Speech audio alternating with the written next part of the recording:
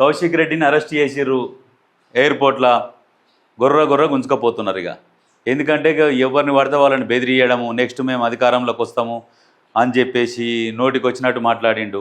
మరి ఎలక్షన్లలో ఏంది, మమ్మల్ని గెలిపిస్తేనేమో విజయయాత్ర, లేకుంటే మా శివయాత్రకు రండి అని చెప్పేసి ఆ రకంగా పోటీ చేస్తే జనాలు ఏంటంటే సెంటిమెంట్, తెలంగాణ ప్రజలు ఏంటంటే సెంటిమెంట్, ఏదన్నా మాకు ఇట్లా అవుతుంది అని అంటే అయ్యో పాపం అంటారు తెలంగాణ ప్రజలు. మెయిన్ అది, నువ్వు ఎన్ని పైసలు ఇచ్చినా ఏం చేసినా దేనికి లొంగరు, సెంటిమెంట్కు లొంగుతారు.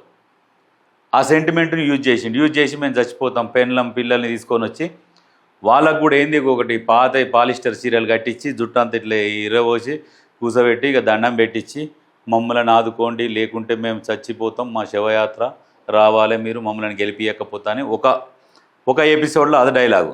ఇంకో ఎపిసోడ్లో ఏం డైలాగ్ ఉందంటే, ఆ అమ్మాయి పాపం కౌశిక్ రెడ్డి కూతురు, మా నాన్నని గెలిపిస్తే 1000 కోట్లు తీసుకొస్తాం ఈ నియోజకవర్గానికి అని. ఏమి ఇక్కడ ప్లీజ్ దండం పెడుతున్నా, మా డాడీకి ఒక్క ఛాన్స్ ఇవ్వండి, మా డాడీకి ఒక్క ఛాన్స్ ఇవ్వండి.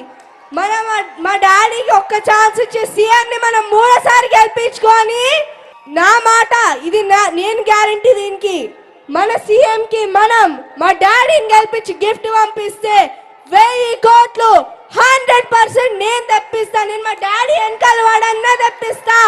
ఎంతసేపటికి నియోజకవర్గం అభివృద్ధి మీద ఆలోచన లేని వ్యక్తి ఎవరంటే ఈ కౌశిక్ రెడ్డి. నియోజకవర్గం మీద ఆలోచన చేసి నియోజకవర్గం ఎట్లా డెవలప్ చేయాలి అనే ఆలోచన కంటే కూడా ఎంతసేపటికి ప్రభుత్వం మీద విమర్శలు చేయాలి, సంబంధం లేని టాపిక్ మీద ఒరులుతూ ఉండాలి. ఇప్పుడు జైలుకు పోతున్నా అని చెప్పేసి ఇక ఖుషి, ఎందుకంటే జైలుకు పోగానే ఏం చేస్తారు ఈ బీఆర్ఎస్ వాళ్ళు, ఇక మనం దోలుకొని వస్తారు. ఇక ఏదో ఘనకార్యం చేసిండు, గొప్ప పని చేసిండు అని చెప్పేసి జైలు నుంచి బెయిల్ మీద విడుదలవుతేప్పుడు ఇంకో ర్యాలీ తీసి దాన్ని కూడా మళ్ళీ వాళ్ళ సోషల్ మీడియాలలో, వాళ్ళ ఛానల్స్, వాళ్ళ పేపర్లలో ఇక పెద్దగా వేయించుకుంటున్నాడు. కౌశిక్ రెడ్డి అక్రమ అరెస్ట్ అనే వేస్తారు. ఎందుకు అక్రమంగా అంటే ఓన్ బెదిరిస్తుంది వాళ్ళకి సక్రమే అన్నట్టు, బెదిరిస్తే అది సక్రమమే వాళ్ళకు, ఎవరికి బీఆర్ఎస్ వాళ్ళకు, దాన్ని అక్రమ అరెస్ట్ అని వేయించుకుంటారు. ఇప్పుడు అట్లా అసోంటి దొంగలు ఉన్నారు వీళ్ళు.